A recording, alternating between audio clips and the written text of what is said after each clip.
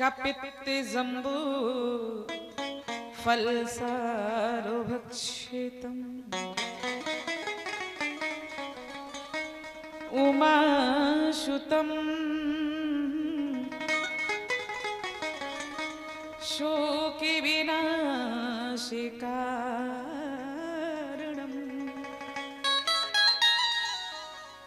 नमामि विघ्नेश्वरपादुकम्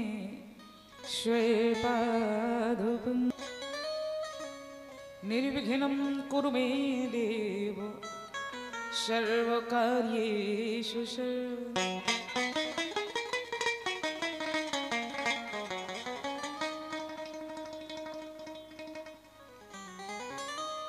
या देवी सर्वभूतेषु विद्यारूपेण संस्थिता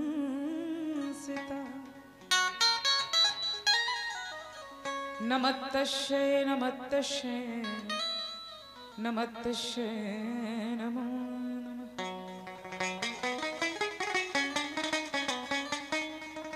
या देवी सर्वभूतेषु शक्तिरूपेण संस्थिता नमस्तस्यै नमस्तस्यै नमस्तस्यै नमो नमः। या देवी सर्वभूतेषु ज्ञानरूपेण संस्थिता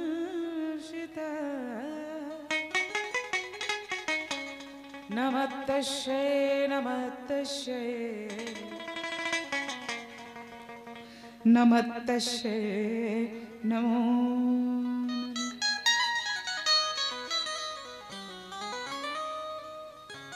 मैं नहीं जानू पूजा तेरी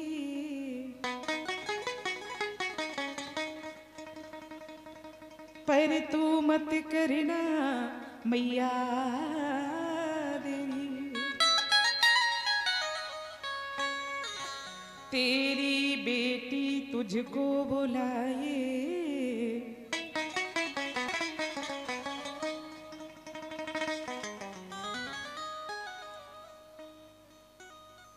एक भरोसा एक बल एक आत्मविश्वास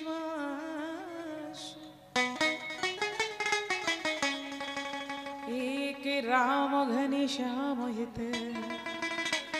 चातक तुलसी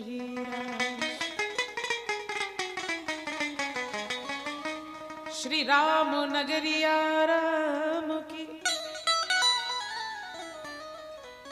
बस श्रीयों के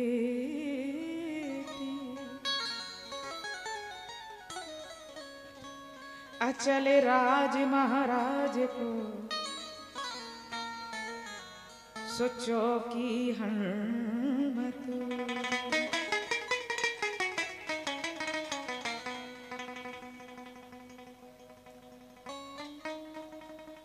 आइए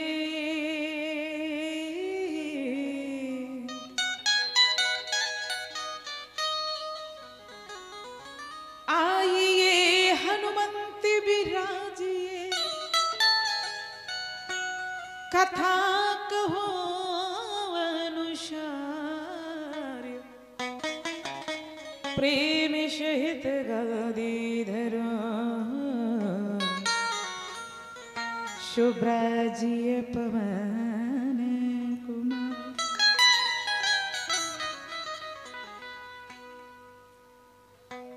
आओ माँ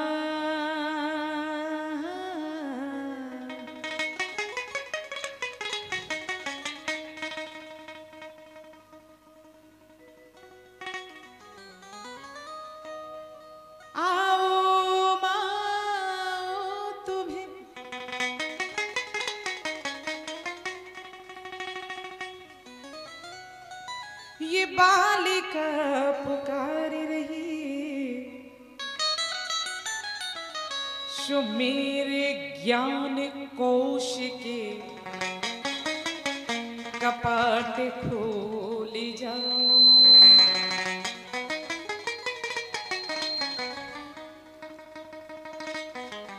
आओ माओ तुम्हें ये पुत्री बुलाती,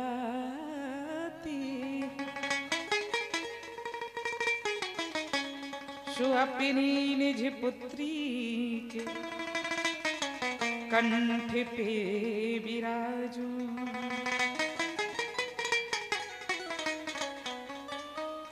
आओ माँ आओ तुम्हें ये बेटी बुलाती, सुबह जाती आओ बीना, कबुतावली कंठ में घोलते आओ।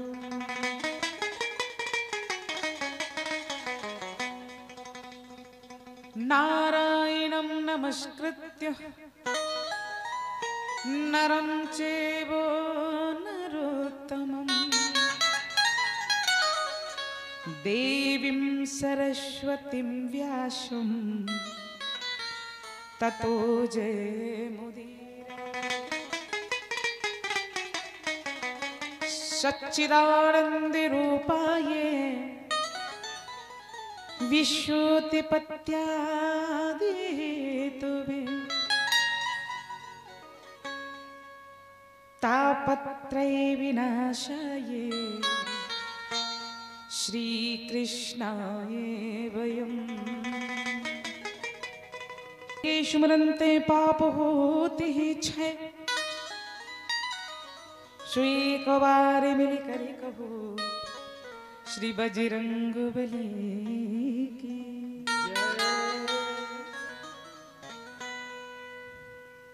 परम पूज्य प्रातः स्मरणीय अनंत अनंत विभूषित अनंत बलवंत श्री हनुमंत लाल जी महाराज एवं परम पूज्य श्री सीताराम जी महाराज अकर्ण करुणा वर्णालय भक्त वांछा कल्पितरु तड़ित विदित पीताम्बरधारी मोर मुकुटधारी भगवान श्री गोविंद का बांगमय स्वरूप श्रीमद् भागवत महापुराण राम कथा के अनन्य रसिया अनन्य उपासक अमर कथा को जन्म देने वाले भगवान बुद्ध भवन भोले बाबा, जिनके मुख कमल से भागवत रूपी अमृत निकला, परम वितराग संतोष श्रोमणि कवकुल चक चूड़ामणि पूज्य सुखदेव जी महाराज श्रद्धालु, और जिनके माध्यम से ये कथा और मनोहारी हो जाती है।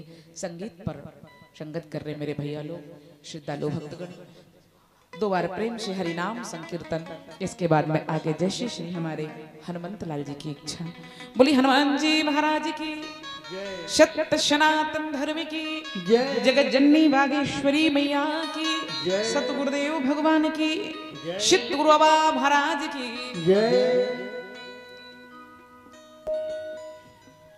बोलो, गोविंद भगवान की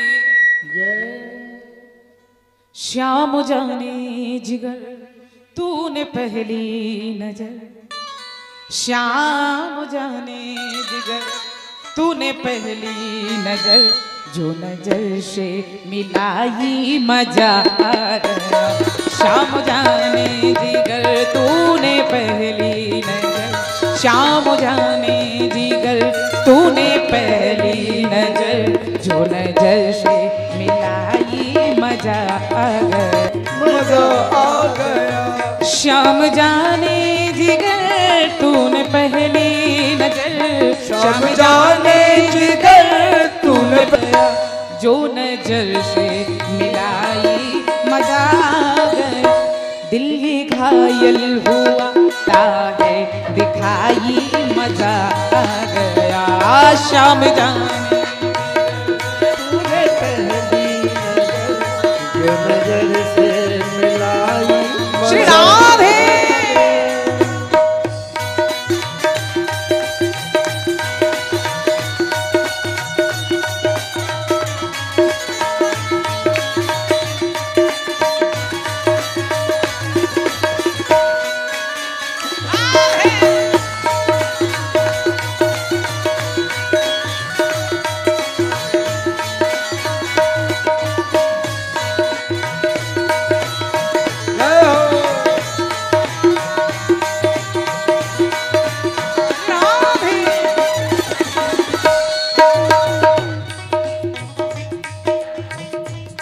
दिल भी जोरों से मेरा धड़कने लगा, दिल भी जोरों से मेरा धड़कने लगा, तेरे दीदार से सांस थम सी गई, ओ तेरे दीदार से सांस थमती रही, तेरे दीदार से सांस थम सी गई, ओ तेरे दीदार से सांस थमती गई।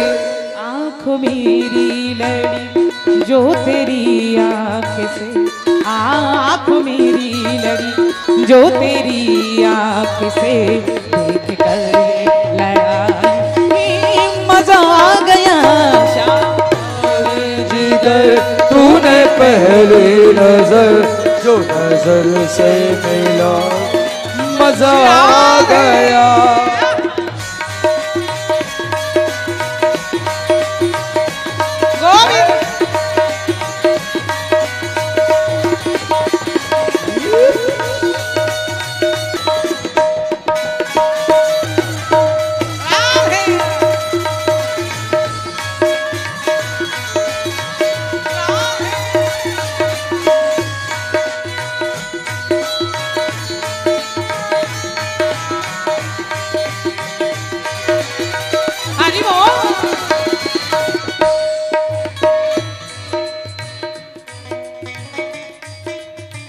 कन्हैया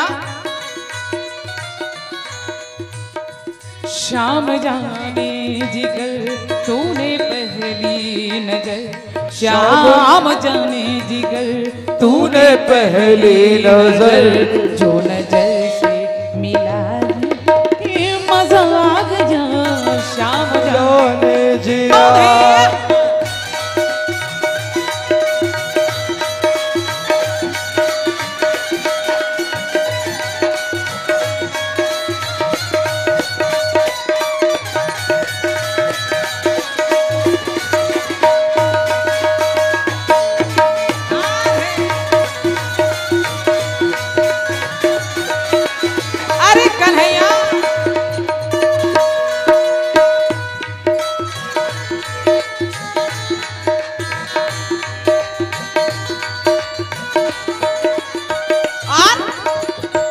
मेरी किस्मत के तारे चमकने लगे, ओ मेरी किस्मत के तारे चमकने लगे, मेरी किस्मत के तारे चमकने लगे, मेरी किस्मत के तारे चमकने लगे, जिंदगी में बहारों की महफिल सजी, ओ जिंदगी में बहारों की महफिल सजी, जिंदगी में बहारों की महफिल सजी, ओ जिंदगी में बहारों की महफिल सजी।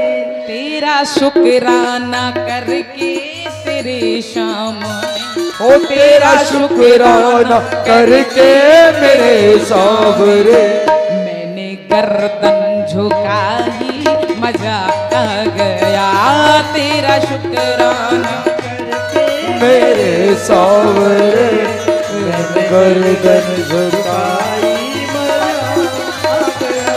दिल भी जोरों से, अरे श्याम सुंदर, दिल ये पागल हुआ मैं भी घायल हुआ, दिल ये पागल हुआ मैं भी घायल हुआ, वो अदा है दिखाई मजा आ गया, वो अदा जो दिखाई मजा आ गया। शाम जाने जिगर तूने पहली नजर, शाम जाने जिगर तूने पहली नजर, जो नजर से मिलाई मजा आ गया, जाने जिगर तूने पहली नजर, जो नजर से मिलाई मजा आ गया। ओ शाम जाने जिगर नजर से मिला, अरे श्याम मजा आ गया। अरे ताली बजा दे, अरे कन्हैया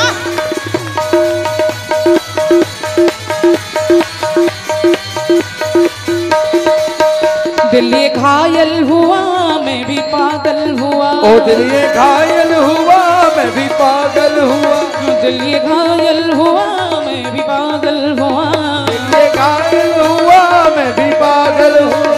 वो अदा है दिखाई मजा आ गया, वो अदा जो दिखाई मजा आ गया, वो अदा है दिखाई मजा आ गया, वो अदा जो दिखाई मजा आ गया। शाम जाने शाम जाने जी कर तूने पहली नजर, जो नजर से मिलाई मजा आ गया।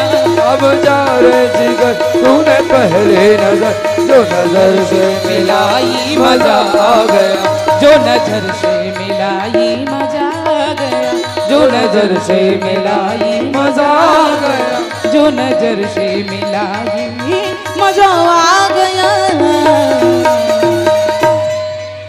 बोलिए बांके बिहारी लाली की, थोड़ा जोर से बोलिए। हनुमान हरि की, भागवत भगवान की, सांवलिया सेठ की, सतगुरुदेव भगवान की, गिरिराज धरन की। आइए निश्चित गुरु बाबा महाराज की। आइए बड़ी पावन चर्चा। मैं निवेदन कर रही थी, कल आप कथा सुन रहे थे कि किस तरह से हमारे भगवान मुकुंद माधव कन्हैया आज ब्रज में विविध लीलाएं कर रहे हैं। और महाराज भगवान गोवर्धन को उंगली पे धारण किए, 7 दिन तक भयंकर मूसलाधार बारिश, पानी बरसाते बरसाते प्रलय के बादल थक गए, इंद्र के हाथ वज्र फेंकते फेंकते थक गए महाराज। और 7 दिन के बाद बादल छटे, और जैसे भगवान गिरिराज को उठाए थे वैसे ही रख दिए। पर गिरिराज जी के बारे में बड़ी सुंदर सुंदर कथाएं आती हैं। कहते हैं कुछ संत लोग ऐसा भाव देते हैं कि गिरिराज जी को पुलस्त जी लेकर के आए थे, पर एक कथा ऐसी भी आती है कि गिरिराज जी को श्री हनुमान जी लेकर के आए थे। जिस वक्त हमारे श्री राम जी लंका पे चढ़ाई करे तो राम नाम लिख करके पत्थर तहराए जा रहे हैं पुल पे,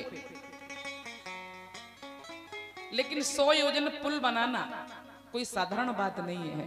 100 योजन पुल बनाना, तो फिर आसपास के पत्थर पहाड़ खत्म हो गए।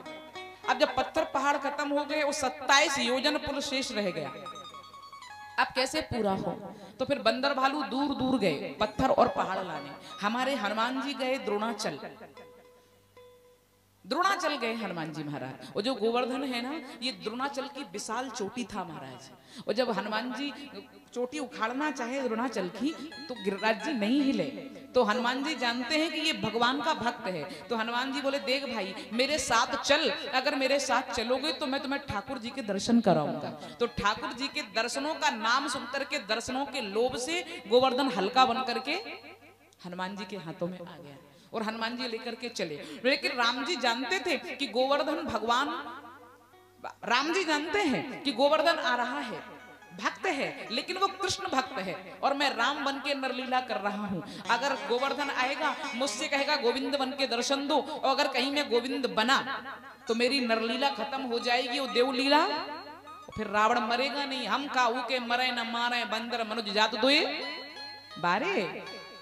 तो मेरी नरलीला खत्म हो जाएगी, देवलीला प्रकट हो जाएगी, फिर रावण मरेगा नहीं। तो करूं क्या? तो जो पुल शेष रह गया था वो ठाकुर जी वो पुल पूरा करवा दिए अपनी लीला से, और घोषणा करवा दी कि जो बंदर जहां पत्थर पहाड़ लेके आ रहे हैं वहीं पे रख दो। तो हमारे हनुमान जी वृंदावन तक आ पाए थे, और जैसे ही ब्रज तक आ पाए थे, ब्रज में, ब्रज भूमि में, और जैसे ही गोवर्धन को रखा तो गोवर्धन ने पैर पकड़ लिया। कहां जा रहे हो, कहां जा रहे हो?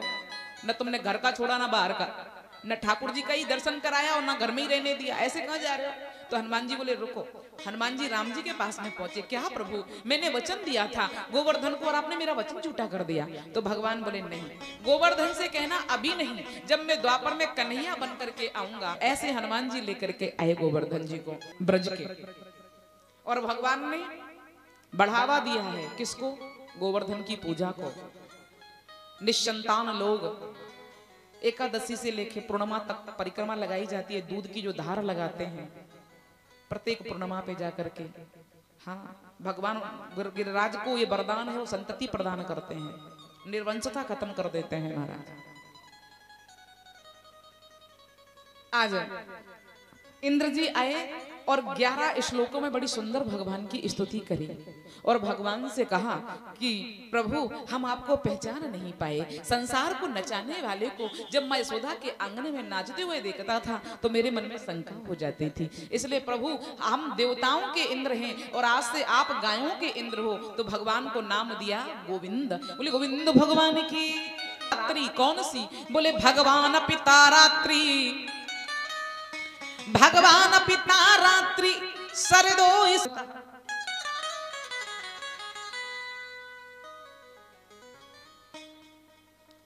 भगवान पिता रात्रि, कौन सी रात्रि? भगवान पिता रात्रि, वो रात्रि आई। बोले कौन सी? जिसके लिए भगवान ने चंद्र को वचन दिया था। जब राम जी का जन्म हुआ था तो मास दिवस का दिवस भा मरम न जाने को है, और रवि समेत रवि था कयो निशा कवन विध होए। जब राम जी का जन्म हुआ था तो 1 महीने का दिन हो गया था। चंद्रमा बहुत रोया। राम जी बोले क्या हुआ? चंद्र बोला एक तो चंद्रवंश में आए, ए सूर्यवंश में आए और सूर्य के सामने आए, और 1 महीना हो गया, आगे बढ़ने का नाम ही नहीं ले रहे, हम दर्शन कैसे करें? तो राम जी बोले रो मत, अभी मैं सूर्यवंश में आया हूँ, सूर्य के सामने आया हूँ, और जब गोविंद बन के आऊंगा तो चंद्रवंश में आऊंगा और तेरे सामने आऊंगा। इसलिए तो राम जी दिन में आए सूर्यवंश में और कन्हैया रात में आए चंद्रवंश में। और एक वरदान और दिया, क्या? अभी मैंने 1 महीने का दिन बनाया है, और जब मैं द्वापर में कन्हैया बन करके आऊंगा तो 6 महीने की एक रात्रि बनाऊंगा। तो उस वरदान को पूरा करने के लिए भगवान पिता रात्रि सर्वदोष फुल्ल मल्लिका, वो रात्रि आई। भगवान ने योग माया उपाश्रिता, योग माया का आवाहन किया। मनश्चक्रे, जहां पर आकर के ब्रह्मा का भी मनश्चक्र रुक जाता है, ऐसी महाराज भूमि महाराज निर्माण करी है योग माया ने। आकर के योग माया का आवाहन किया भगवान ने। तो भगवान पिता रात्रि, दूसरा भाव संत लोग देते हैं कौन सी रात्रि? जिसके लिए भगवान ने गोपांगनाओं को वचन दिया था। गोपियों ने मां कात्यायनी से वरदान मांगा था, कात्यायनी महामाये महायोगिंदेश्वरी नंद गोप सुतम देवी पतिम में कुर्ते नमः। तो गोपियों की इच्छा को पूरा करने के लिए भगवान ने एक रात्रि का निर्माण किया। और एक निवेदन में आपसे करूं, जो ब्रज की गोपियां हैं ये कोई साधारण नहीं है। गोपी नाम किसी शरीर का नहीं है महाराज। गोपी का मतलब है समर्पण। हाँ, मन मास मनसा वाचा कर्मणा ठाकुर का हो जाना। हाँ, और महाराज जो गोपियां हैं वो कोई साधारण नहीं है। गोपियों के बारे में ऐसा कथा आती है कि जिस वक्त हमारे जो वेद है ना, 4 वेद, हमारे जो वेद हैं, तो वेदों की जो ऋचाएं हैं वही सब गोपियां बन करके आई हैं महाराज।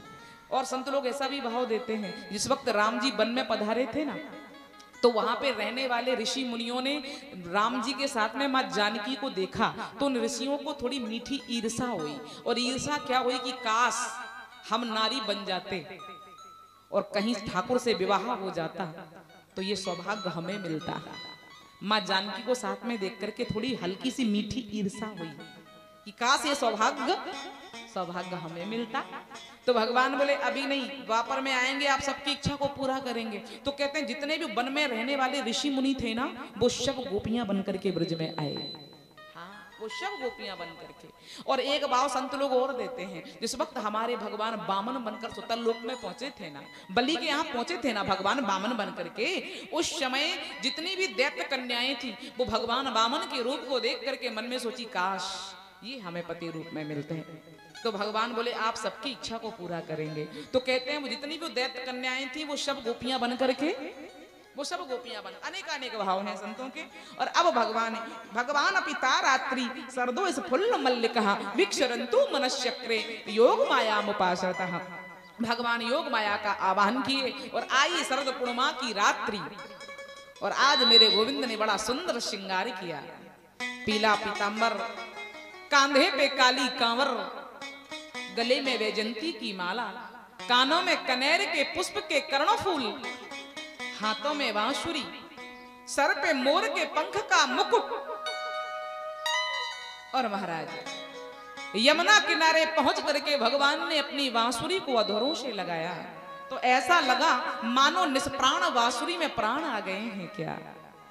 और उस बांसुरी में क्लिंग काम बीज मंत्र का उच्चारण किया। भगवान के पास 3 बांसुरियां थी, मोहिनी, सम्मोहिनी, आकर्षणी।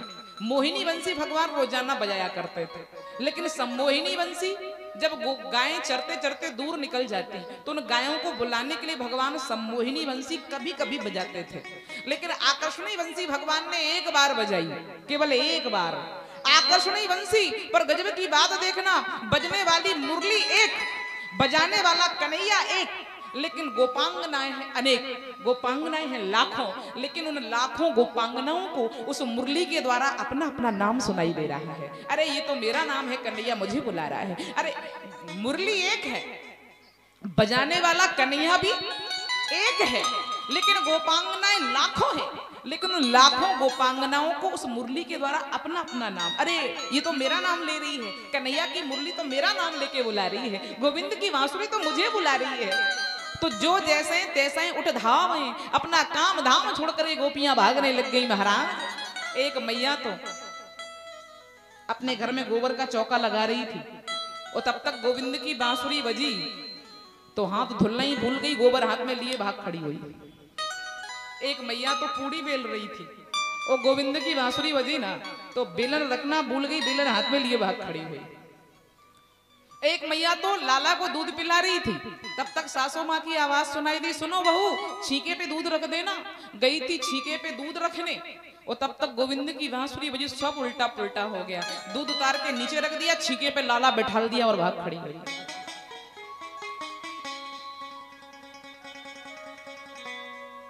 एक मैया तो अपने ससुर जी को भोजन करा रही थी और तब तक पति देवता की आवाज आई, सुनो गाय को चारा डाल देना। और तब तक गोविंद की बांसुरी बजी तो जानते हो क्या किया, थाल लगा के गाय के सामने रख दिया, भूसा बच के ससुर जी के सामने रख दिया और बात खड़ी हुई। एक 99 साल की मैया, 99 साल की मैया सोचा आज पूर्णिमा है, शरद पूर्णिमा, गोविंद रास रचा रहा है, मैं भी जाऊंगी। तो सिंगारदानी खोल के सिंगार करने बैठ गई। अब आंखें तो कमजोर हो रही थी, चेहरे पे झुर्रियां पड़ रही हैं, लेकिन अब कन्हैया से मिलने जाना, सुंदर तो दिखना चाहिए ना। बस महाराज सिंगारदानी खोल के बैठी सिंगार करने, बेचारी सुबह से शाम हो गई, श्रृंगार हो ही नहीं पा रहा है। क्यों? क्योंकि आईलाइनर ठीक से लग नहीं पा रहा है ना, झुर्रियां पड़ रही है चेहरे पे। लिपस्टिक उठाई, अब दांत तो है ही नहीं, सुंदर घुस गई महाराज दांत। जैसे तैसे श्रृंगार किया और तब तक गोविंद की बांसुरी बजी तो उल्टा पुल्टा हो गया। जो आंखों में लगाना चाहिए वो होंठों में लगा लिया और जो होंठों में लगाना चाहिए वो आंखों में लगा दिया और तैयार होके भागती हुई आ रही है। जो जैसे तैसे उठ धावे। जब भगवान से मिलने की प्रबल उत्कंठा मन में बढ़ती है ना तो फिर दिखाई नहीं देता कि श्रृंगार ठीक से हुआ है कि नहीं। और हम लोग क्या करते हैं, अगर मंदिर भी जाते हैं ना तो 1 घंटे पहले पाउडर रगड़ते हैं मुंह पे। अरे भगवान को देखने जा रहे हो कि दिखाने जा रहे हो? उन्हें सुंदरता क्या दिखानी, उनसे सुंदर है कोई संसार में? अरे वो तो इतना सुंदर है कि दुश्मन भी देखता है तो लड़ना भूल जाता है महाराज। पूछो, खरदूषण कहते हैं यद्यप भगनी कीन कुरूपा पर बध लायक नहीं पुरुष अनूपा। जिस वक्त श्री राम जी कुंभकर्ण के सामने पहुंचे और कुंभकर्ण ने ठाकुर जी की झांकी को देखा तो जानते हो लड़ना भूल गया। और कुंभकर्ण कहता है क्या, अरे बोला क्या तुम ही रघुवर हो, तुम ही राम हो क्या? अरे बोला क्या तुम ही रघुवर हो और क्या तुम ही सूर्य कुल नंदन हो और रावण से रण रचने वाले क्या तुम ही जानकी जीवन हो, क्या तुम ही राम हो? राम जी बोले क्यों? तो कुंभकर्ण कहता है कि ये कोमांगल श्यामल शरीर और रण मध्य उतरने योग्य नहीं। ओ हे राम तुम्हारी मधुर मूर्ति सचमुच बध करने योग्य। तुम्हें मारने को नहीं, तुम्हें तो हृदय में बैठा करके पूजा करने को जी चाहता। इतने सुंदर है हमारे ठाकुर, इतने सुंदर। तो ठाकुर को सुंदर, और ठाकुर देखता भी नहीं है सुंदरता, ठाकुर नहीं देखता, ठाकुर तो भाव देखता है, भाव। तो गोपियां जो जैसे हैं, सुखदेव जी कहते हैं परीक्षित सारी गोपियां दौड़ी दौड़ी आ गईं। अच्छा बताओ, आ गई बोलना चाहिए था कि पहुंच गई बोलना चाहिए था? कि सारी गोपियां दौड़ी दौड़ी पहुंच गईं, लेकिन सुखदेव जी कह रहे हैं आ गईं। इसका मतलब तो ऐसा लग रहा है कि जैसे सुखदेव जी स्वयं राजभूमि में विराजमान हो। वो ये दृश्य देख के कह रहे सारी गोपियां, जैसे किसी जगह पे हम उपस्थित होते हैं तो क्या आप लोग कहते हैं सब लोग आ गए, और जहां हम नहीं होते तो हम क्या कहते हैं? सारे लोग पहुंच गए। लेकिन सुखदेव जी कहते हैं परीक्षित सारी गोपियां दौड़ी दौड़ी आ गई, दौड़ी दौड़ी सारी गोपियां, पर एक गोपी ऐसी थी। अच्छा, आज के पहले अगर गोपियों को सब काम धाम छोड़ करके भाग रही हैं, वो कोई किसी की प्रतीक्षा नहीं कर रहा है। आज के पहले अगर पनघट पे भी जाना हो तो अकेले नहीं जाती, दो दो चार चार होके। वैसे भी माता का स्वभाव होता है, अगर निमंत्रण भी खाने जाना हो तो अकेले नहीं जाएंगी। अगर किसी के यहाँ निमंत्रण हो तो अकेले नहीं जाएंगी, दो चार इकट्ठा होके ही जाती हैं महाराज। हाँ, पूछेंगे एक दूसरे से, क्यों आपके घर निमंत्रण आया है, हमारे घर भी आया है, अकेले मत जाना, हम भी चलेंगे साथ में।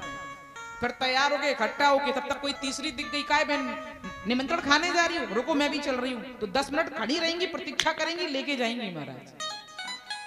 लेकिन आज कोई किसी की प्रतीक्षा नहीं कर रहा है, जो जैसे हैं तैसे ही उठ धाव है। अगर कोई टोक भी दे कि बहन मैं भी चल रही हूँ, नहीं तू तेरे आती रहना, मैं तो जा रही हूँ, तू तेरे आती रहना।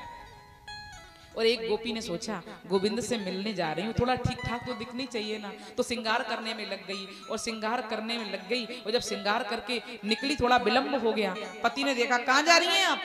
वो कन्हैया रहे सर, चलिए अंदर। जबरदस्ती कमरे में बंद कर दिया, आंखों से आंसू निकल पड़े। इस शरीर की सुंदरता के चक्कर में गोविंद के दर्शनों से वंचित रह गई मैं, क्या करूं इस शरीर को रख करके। समाधि लग गई और शरीर पड़ा रह गया, और प्राण निकल के गोविंद के चरणों में। जिसको रोकना भी चाहा तो वो रुके कहां महाराज, सब दौड़े दौड़े आ रहे हैं, भगवान को घेर करके खड़ी हो गई। आओ आओ, स्वागतम सुस्वागतम महाभागाओ, बड़ी कृपा करी आप आई। लेकिन भगवान बोले आप काहे को आई, बताना पड़ेगा आपको। भगवान ने सोचा आ तो गई हैं, लेकिन आने में कहीं लोक वासना छिपी हुई तो आना व्यर्थ हो जाएगा, ठोक पीट के देख लूं। हाँ, तो भगवान बोले आप आई, बड़ी कृपा करी आई, लेकिन काहे को आई आपको बताना पड़ेगा। गोपियों ने मन में सोचा ये तो हमको ही नहीं पता कि हम क्यों आए, बांसुरी बजी और हम तो भाग खड़े हुए। कन्हैया बोले देवी क्यों आई हैं आप? घर पे आपके मातरा भ्रातरा पतिश्वा, घर पे माता पिता भाई बहन आपकी प्रतीक्षा कर रहे होंगे, घर जाइए। किसी ने कुछ बोल दिया क्या, झगड़ा करके आई हैं क्या घर से? गोपियां चुपचाप खड़ी हैं। भगवान बोले आपको डर नहीं लगा? ये रात्रि कितनी घोर रूपा है, जंगल में बड़े बड़े हिंसक जीव रहते हैं, और आप मुझसे मिलने ऐसे ही चली आई। अगर कोई सिंह आक्रमण कर देता तो भय भी नहीं लगा आपको? अभी घर जाइए। गोपियां फिर भी खड़ी हैं। भगवान बोले क्या हुआ? देवी घर जाइए, ये समय तो पति सेवा करने का। आप भूल गई हैं क्या कि एक नारी का कर्तव्य क्या है? भूल गई हैं क्या? बड़ों का आदर करना और छोटों से स्नेह करना, और पति की सेवा करना। यह से और धर्म नहीं दूजा, सादर सास ससुर पति पूजा। ये समय तो पति सेवा करने का समय है, देवी घर जाइए। गोपियां फिर भी खड़ी हैं। ओहो देवी, इसलिए नहीं जाना चाहती, आपके पति सुंदर नहीं है, लेकिन कथा कहती है कि पति चाहे जैसा भी हो, पर पति का अनादर मैंने उस दिन भी कहा था, अंध बधिर क्रोधी अतदीना, वृद्ध रोग बस जड़धन हीना, ऐसे उपत कर किए अपमाना, तो नार पाओ जमपुर दुख ना। पति की अवज्ञा नहीं करनी चाहिए। और सुनिए देवी, पतिव्रता नारी की मदद तो देवता भी करते हैं, जानती हैं आप? एक नगर में एक पतिव्रता नारी रहती थी। एक छोटा सा परिवार था, घर में छोटा सा बालक है, पत्नी दो ही है।